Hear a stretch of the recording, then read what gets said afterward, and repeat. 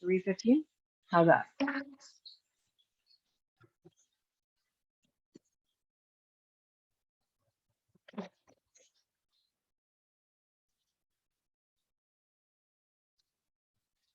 Why would that be? Just for example, let's say I have the square root of -4. That's impossible, right? But why is that? Because what number times itself would equal a negative? We can't. 2 times 2 is 4. -2 times -2 is 4. There's no number that you can multiply by itself to be negative at all. But let's go to the 5th root, just because why not? Let me think. Hold on. -32. So 2 times 2 times 2 times 2 times 2 is 32. So -2 times -2 times -2 times -2 times -2 is 32, but it's also a negative times a negative is a positive, times a negative is a negative, times a negative is a positive, times a negative is a negative. It's perfectly possible if you have an odd root to get a negative answer. It is impossible if you have an even root to get a negative answer. And that's why you can for odd and you can't for even.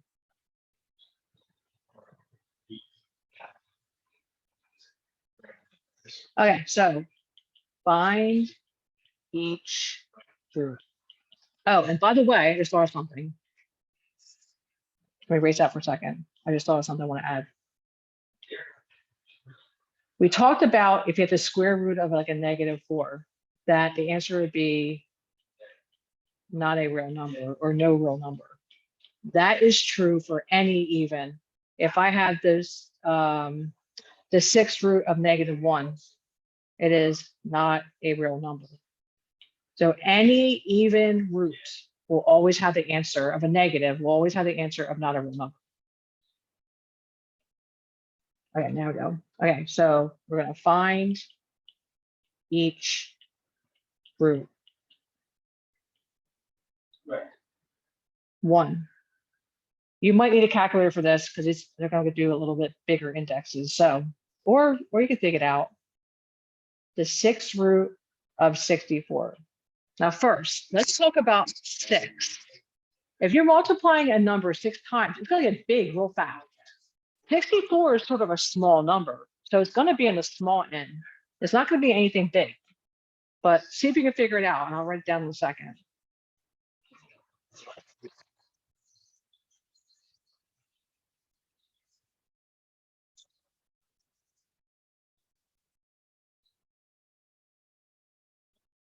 So if you got 2, you're right. Because 2 times 2 times 2 times 2 times 2 times 2 is 64. So when you have a big root number, you're really looking for a small number answer. 2. The 5th root of -32. Now that's a 5 and that's a 32. So it's going to be another small number.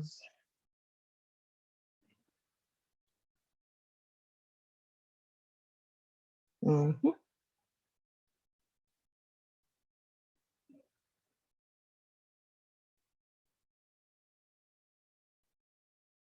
If you figured out it's 2, you're right, but it's -2.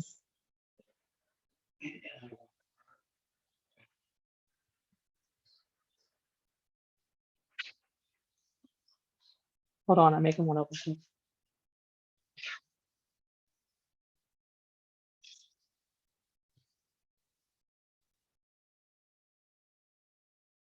Okay. The 4th root of 4, no, 4, oh my gosh. 4th root of 256.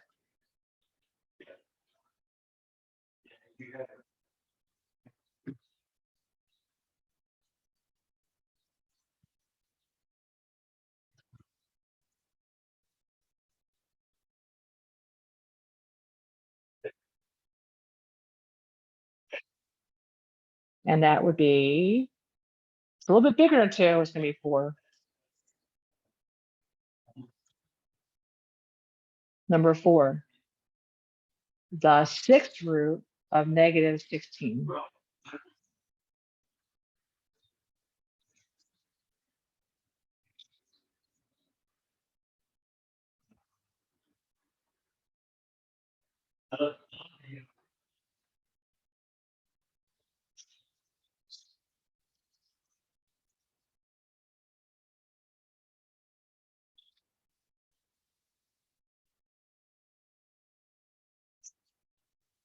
Not a real number. You write that down, you're good. Once in a while, they say undefined. I don't know what your computer says. I don't have enough experience with your computer end that way, but it's going to say one or the other, not a real number or undefined, something like that. 5. Well, I just forgot what I just did. Hold on. The end of, hold on. Okay, got it. The sixth root of 729.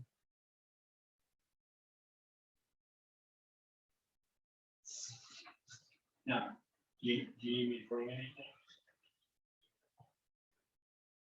Mhm.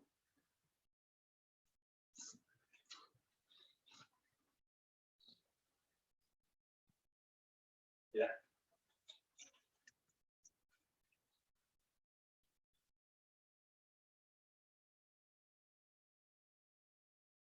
If you said 3 or found it in your calculator, you're right. Notice, I want you to notice something. Notice how the sixth root of 64 was 2. And look how much the sixth root of 3 is. See how much bigger 64 is than 729 is from 64? And that was only 1 digit more. That's how fast they grow. They grow really, really fast. All right, so one more, and then we're going to add to it. Okay, that's not what I want either. Go away, go away, go away, go away. Whoops. Go away. Keep hitting the wrong buttons. Okay, it's one of those days. Okay, 6. What is the 47th root of negative 1?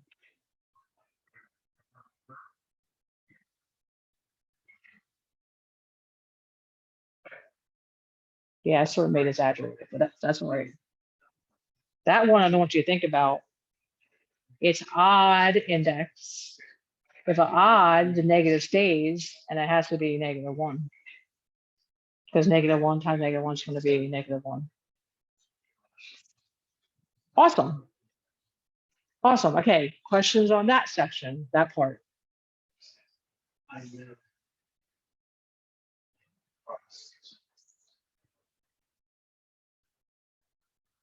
Okay, so I have like a multiple choice question.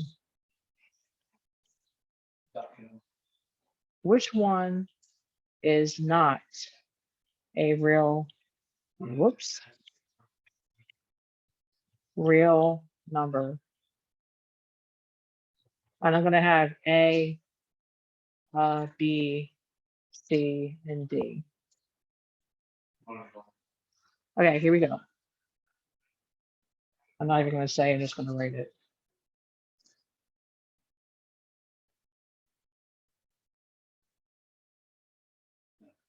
Yeah. And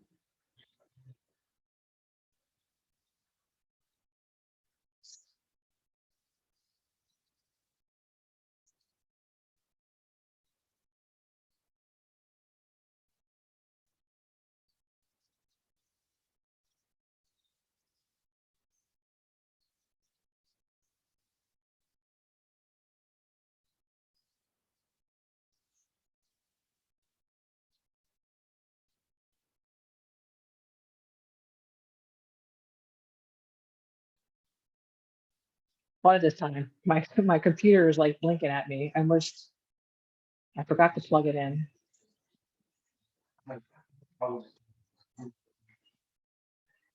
And my cord is deciding to work. All right, the answer is D. yeah. Hey, hold on. My cord's not working. Let me get a different cord.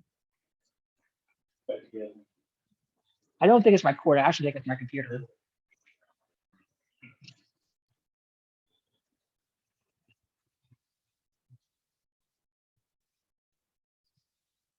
There it is. It's turned on. Okay. Why is it not C? It's definitely D. 100% Because D. it's a parentheses. Yeah. Exactly. Because when you multiply negative 15 out, it's going to be a positive. Yeah. And 225, I believe it is. And then you have an answer. Right. Sorry. It becomes a positive, even though it's a negative. Right. Yep. Even roots can't be, yep, negative under the radical. So this was an even. It's really a square root, it's like a 2, but it came out to be a positive. Very good. Okay. I'm going to ask at a page. And we're going to practice higher roots. So we're going to find each root. Now, You'll probably definitely need a calculator for some of these. And I'm putting different variables in as well. So I'm mixing them together. So the fifth root of 243 x to the 10th. And I'm just going to be quiet for a minute, see if we can figure it out.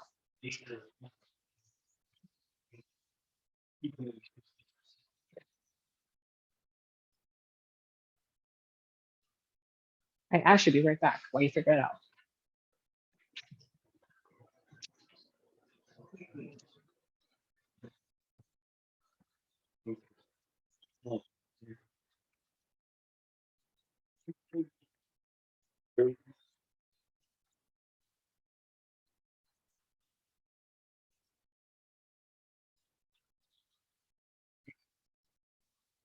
I want to grab your book real quick.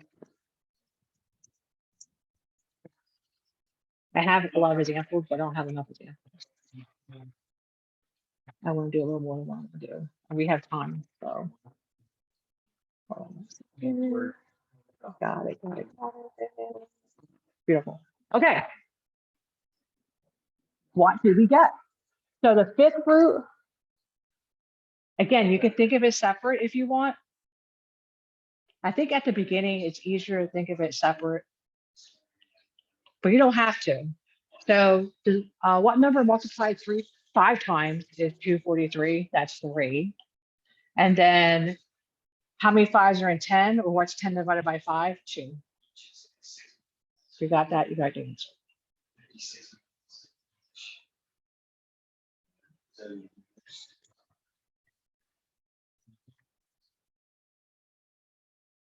Next one.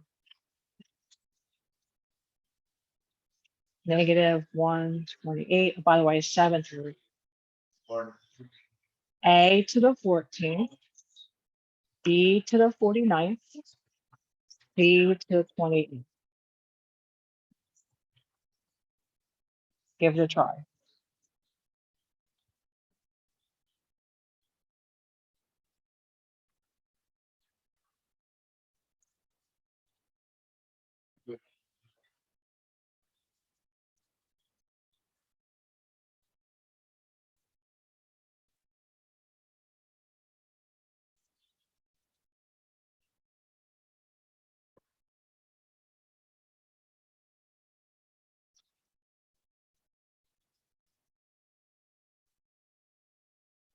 Yeah.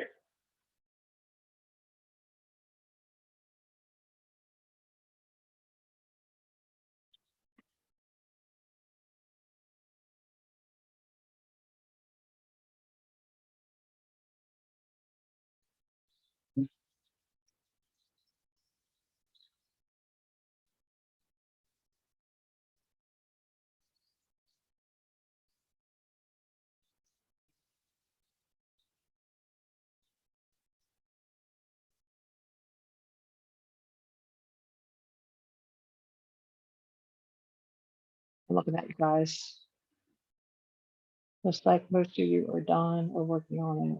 Almost done, maybe done. Okay, number 1, if I have an odd root and it's negative, I know it's a negative answer. This one you probably need a calculator to figure out what it was, but it's actually 2. 2 times 2 times 2 times 2, 7 times is 128. And then A, see, I didn't separate this time. You don't have to separate it, but you can. How many 7s are in 14? or 14 divided by 7 is 2. How many 7s are in 49? Or you can think of it as 49 divided by 7, which is 7. How many 7s are in 28? Or 28 divided by 7, which is 4. And that should be your answer. We get it? Yeah? Good. I see lots of head shaking. Good, good, good, good. I like these. I think they're sort of fun. Well, I keep saying that. I think math is fun, period. But I know a lot of you don't. But it's all right. Eventually, one day you're going to say math is fun. Okay, so now let's try this. 625 is a square root, x to the 25th over 121 x to the 9th. Just remember, you can split it up into 2. You can think of it as square root in the numerator and the square root of the denominator. So, oh, hold on. Don't do that. I take that back. Don't do that. Don't do that. I gotta help you with this one. This one, we gotta do something first. Just like parentheses, you gotta simplify first. Or, yeah, simplify. Let me do this first. I have to put my x's together. 625 and 121 are fine, but my x's need to be together. So if I put my x's together, 25 minus 9 is x to the 16. And now you can do it. Now you can separate them. You couldn't do it the way it was.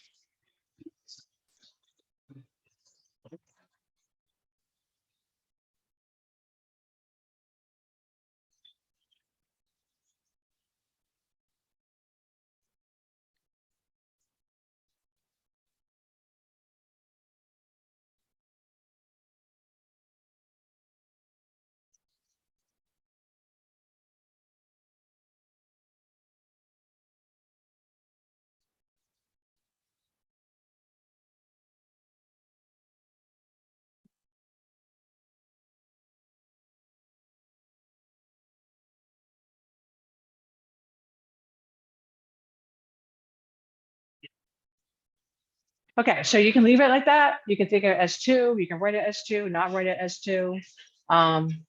Whatever works for you. And the answer would be 25, because 25 times 25 is 625.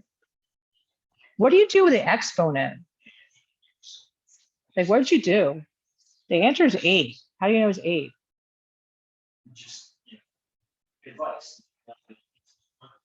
Oh, I didn't tell you this, did I? Okay, now, you know how we have like in algebra, we have like an x, and there's like a 1 we don't put in front of it, or an exponent that x doesn't have an exponent like this. Like if I have x, we know there's a 1 in front of it. And if I have like the exponent is also a 1 without an exponent, well, this is not a 1. If the cube root means 3 and a 4th root means 4, what do you think a square root means? It's a 2 that we don't write. Because don't we multiply something twice, right? So think of it that way when you do this one. So how many 2s are 16? Or 16 divided by 2 is 8 over 11. You didn't really have to think of it as 2. You could think of it, what x exponent times itself is 16. And it have to be that because you add your exponents and you get 16. But it's probably quicker to think of it as a 2.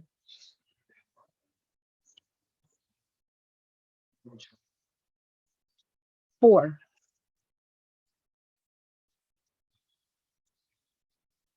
Eighth root of negative 16 x to the 40th.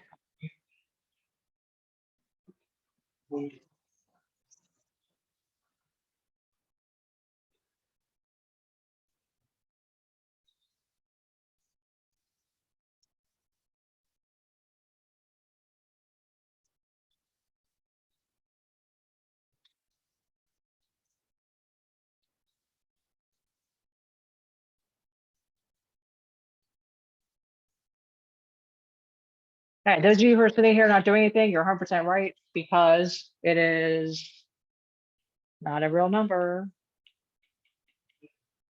Because we can't have an even index and a negative number. 5. Okay, this one is a couple of different things involved in this one. So here we go. Ready? C to the 8th, D to the 19th, F to the negative 5, over back to exponents, C to the negative 1, D, F to the 22. Now, we really didn't ever do exponents, but you learned exponents before, or hopefully you remember your exponents. But if not, we can talk about it. Think of a root as like a parenthesis. So you have to simplify inside that root first. So we're not going to do anything with the root until we simplify. We want to get our C's together, our D's together, and our F's together. I'm sure you learned this very many different ways, but I don't know. Do it your way. I'm going to show you the way I sort of do it, and then see if you like it. You don't have to like it. But anyway, the first thing I do is I fix all my negative exponents. If you have a negative exponent, it means it reciprocates. So if a negative, like this one here, that means it has to go to the top.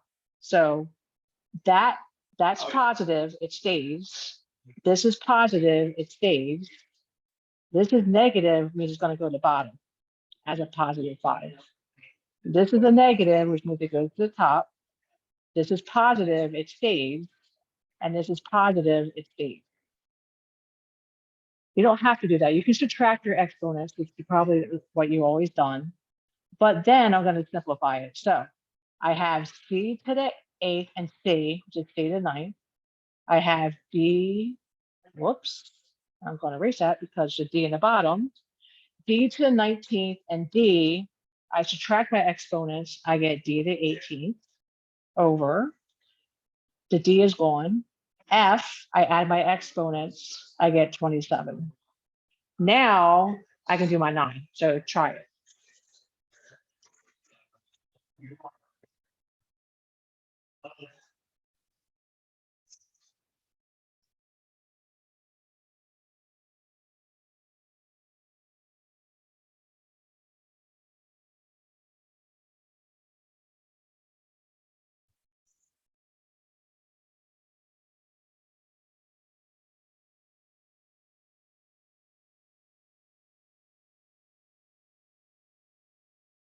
Okay, so here we go.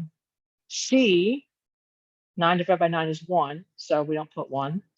D, how many 9s are 18? That would be 2 over.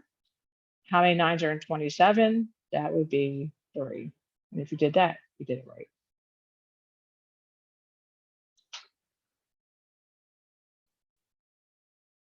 I don't even know if that one's in your book. You might not even see that one. I might have dreamt that one up, but that's a cool problem. All right, so a couple more I want you to try. I'm in your book now. I did all the ones that I wrote and came up with, but I want to do a few more before we do the next part. We have 2 little more sections to do, and we got the whole thing done. Awesome. Okay, so let's try this. 4th root y to the 4th over 81 x to the 24. That's not a parentheses, that's a 1. 81. There you go.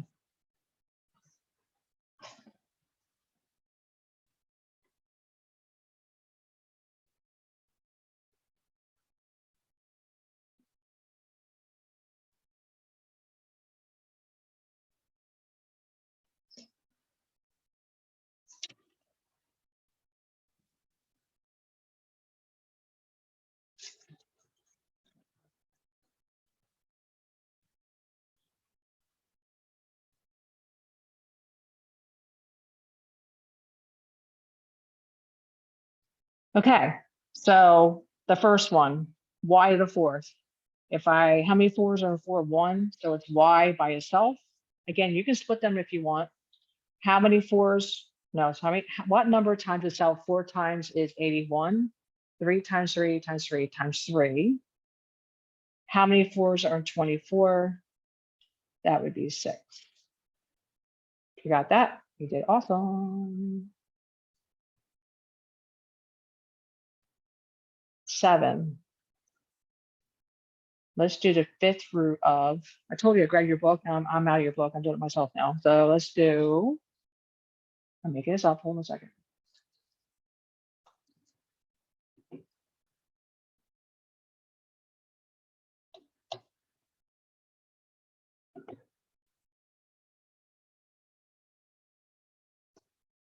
$3,125. You'll find it. It's not a big number. X to the 35 over Y to the 100, Z to the 50. There you go.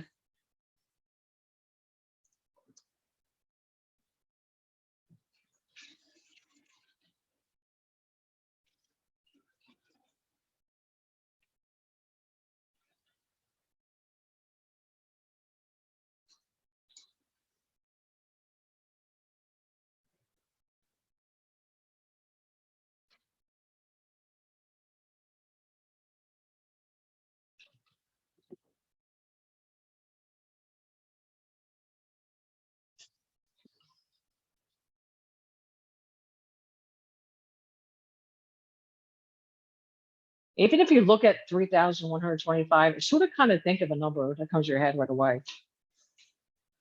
Don't think big. It's less than 10.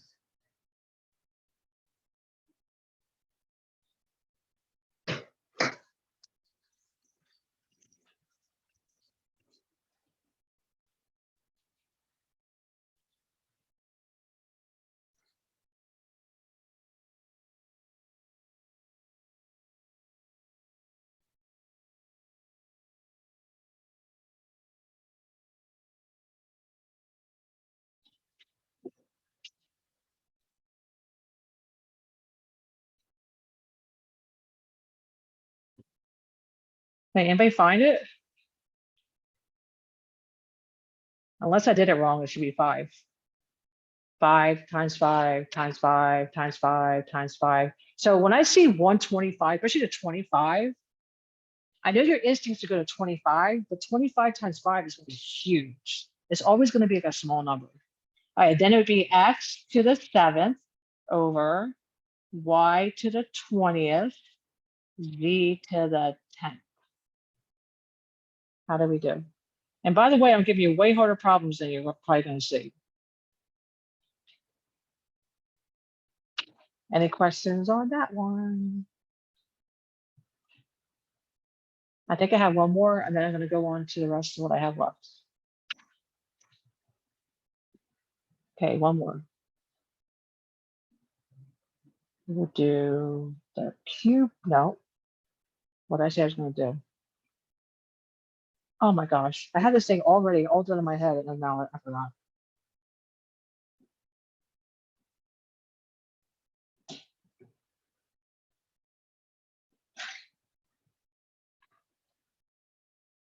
Okay, 5th root again.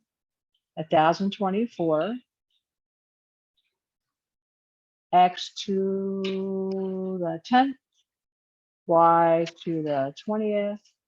Z to the 55. Oh, wait. I know I forgot. I want a negative. Go negative. That's why I'm doing this problem, the negative.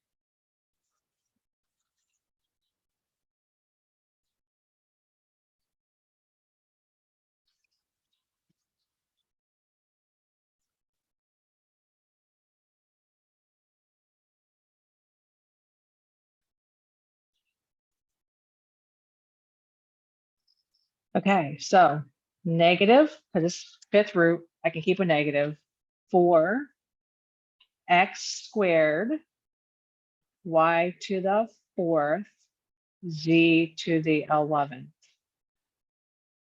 How we do? If you don't have it, ask me a question, but I'll explain it.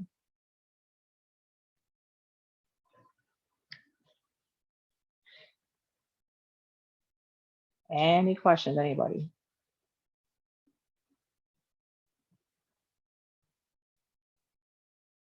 Okay, awesome. Okay, so I'm going to make a new page and we're going to continue a little bit more. And we're actually going to graph these a little bit. I know graphs. First, I want to talk about domain. We haven't talked about that since the beginning of our class. So domain, if you forget what it is, that's the x values. You want to think of it as what can x be or what can x not be.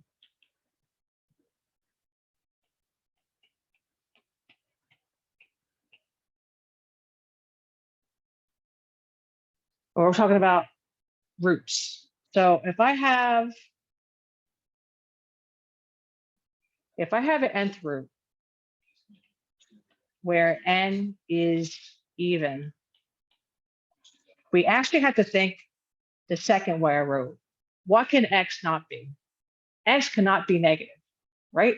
It can be positive, it can't be negative. So how do we write that? So the domain would be the set of, they always start with the set of all non-negative numbers, because we can't have negatives. So basically every even number. That's how you sort of write it. Domain would be the set of all non-negative numbers, all positive numbers. That's if n is even. If n, same thing, where n is odd, we could have everything. We could have negative numbers, positive numbers, everything, right? So the domain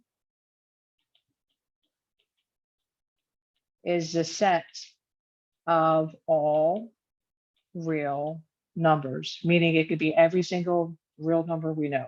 Every number you know right now is in the domain of if n is odd. Basically what we talked about, we want to put it down in words, domain and range, domain and range, domain.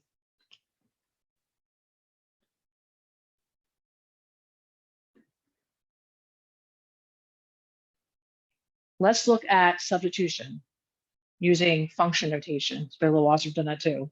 If f of x is equal to the square root of x plus 2, and g of x is equal to the third root, cube root of x minus 1, find the following.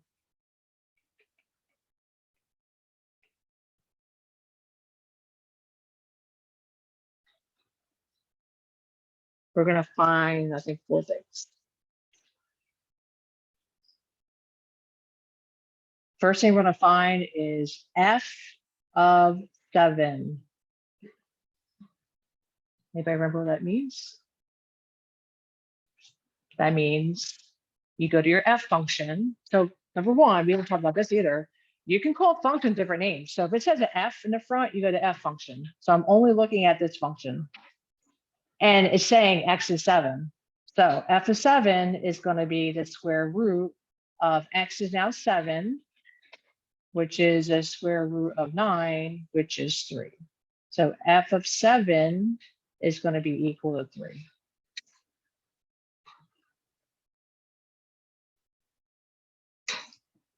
Just to like add to what we did before, if I had to write that as a coordinate, my x would be 7 and my y, what I got out, would be 3. This has nothing to do with this section, but I just want to review a couple things. You know, final exam coming up, so might as well review too. All right, 2. I want to find g of 9. So now it's a g function. So you go your g function, and you're going to go to the cube root 1, and 9 is x. 9 minus 1 is 8, and the cube root of 8 is 2 times 2 times 2. So g of 9 is equal to 2. And if you're asked to put that in coordinate form, 9 is my x, I put 9 in my function, and my y is 2, I got 2 out. But that's not important right now, that's important. Okay, 3. F of 0. I go back to my f function, and I'm going to put 0 in. And when I simplify, I get the square root of 2. You cannot simplify that anymore, it's just the square root of 2. So f of 0 equals the square root of 2. If I had to put a coordinate form, x was 0, and what came out is my y, which is square root of 2. And then lastly, g of 10. And my g function was the cubed root of, now x is 10 minus 1, which is the cubed root of 9. And is there any number that you can multiply? I know you want to say the answer is 3, sort of kind of why I did it, but that's it. That's the answer. There is no other answer, because there is no number that you multiply 3 times to make 9, because 3 times 3 is 9. That's only 2 times. So g of 10 is going to equal the cubed root of 9. You can't simplify it anymore.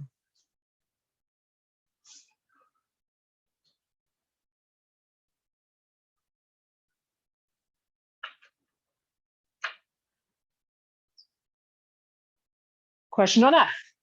Anybody?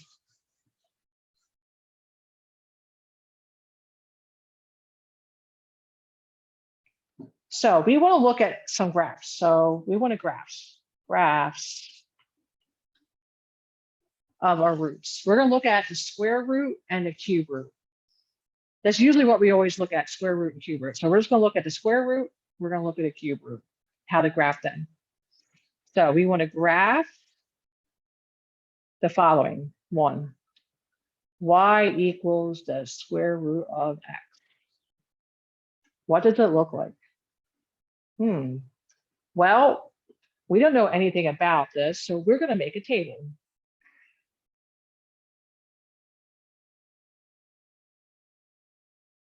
And then we're going to take our table and we're going to make a graph.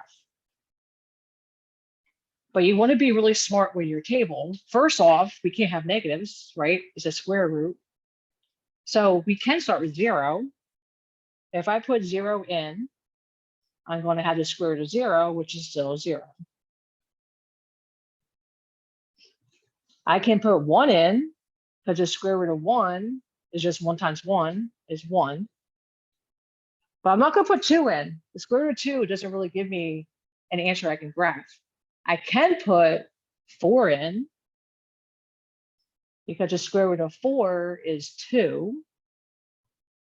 I can put 9 in, because the square root of 9 is 3. And I'm going to leave it at 3. I think 3 points should give us enough to get what we're doing. All right, so now we're going to graph it.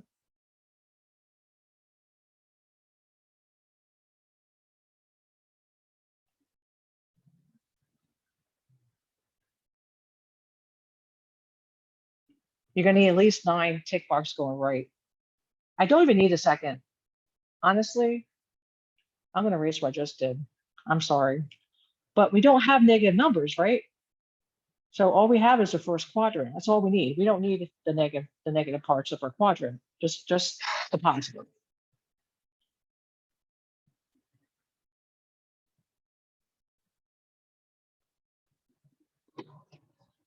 I spread out my y because we're only going up to 3.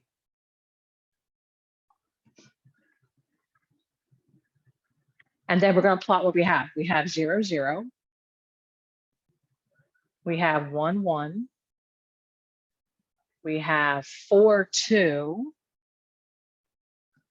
We have 9, 3. And I think there's enough you can see what it looks like. It looks like this. Wait, I didn't graph it that well. It looks like this. It's like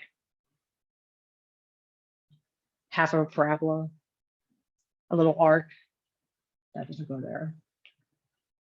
I'll exaggerate. Looks like that.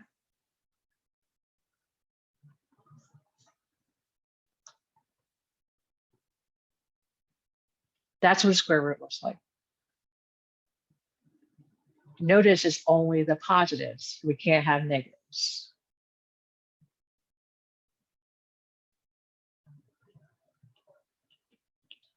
So let's talk about the domain. We already talked about it in words. How do I do it in math? So there's 2 ways we've done it before. We've done it with interval notation. What's my domain in interval notation? What's my lowest x? 0. Can they equal to 0? Yes, bracket. What's my highest x? Forever, infinity. That's my interval notation, if you remember that. Then we can also do set notation, x such that, how do I do that? I use an inequality. X is greater than or equal to 0. Just to review that. 2 ways to write the domain. Interval notation or set notation.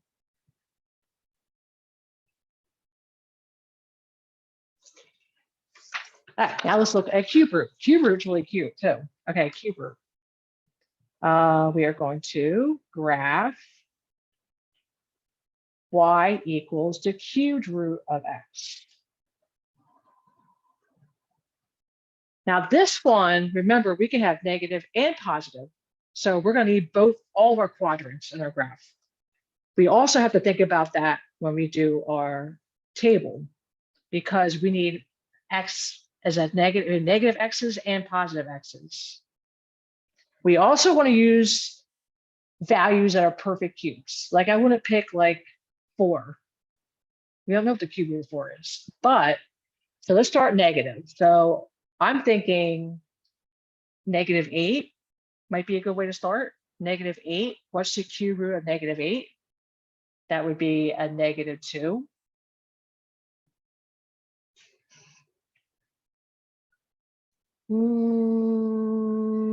Wow, this might not give us enough. I might have to go more to that. Okay, hold on. I am going to come back to it. I think I have to go more than that. So what's my next cube root? 27, -27. I think I gotta go that far, which would be -3. And we talked about -8 was -2. And then we could do -1. The cube root of -1 is -1. And we could do 0. Maybe I don't need 27. We'll see in a second. 0, cube root of 0 is 0. I can put 1. The cube root of 1 is 1. The cubed root of 8 is 2. And I'm going to put 27 down just in case I need it. 27 is 3. Before I start graphing, hold on a second. I want to make sure. No, we don't need 27. I don't think we need it. I think I can show you the graph without it. Okay, so we're going to do all quadrants this time. Make sure you have 8 tick marks. I'm not going to do 27. I really didn't want to do 27 anyway. Okay.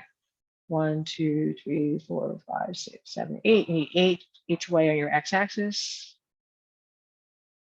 I would try to make the y-axis spread them out a little bit so we get a good picture of the graph. If not, it comes out too tight and it looks, you can't see what it really looks like.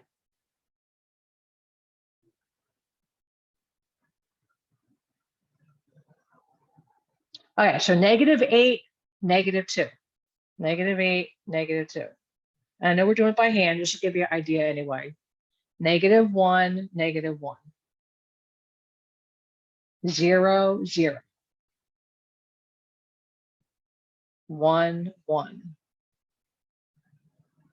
And 8, 2. Yeah, this is perfect. You have any idea what it looks like? Actually pretty cool. I hope I can draw it. It looks like this. That is a cube root function. Notice you have answers in the positive n and you have answers in the negative n, because that's what you have for a cube root. You can have positive, negative. It's all real numbers, right? So this one, if I want to talk about domain, I can either put all real numbers, but if you want interval notation, it would be negative infinity to infinity.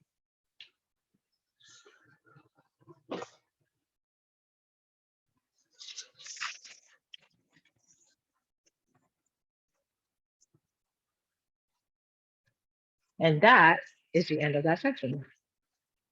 It was fun, right? I thought it was fun. Yeah, I know a lot of people are having trouble with a Wi-Fi. I see a lot of people, don't worry about it. Someone's apologizing for coming in and out. I know, I see it. You're not the only one. All right, so let's talk about where we're going.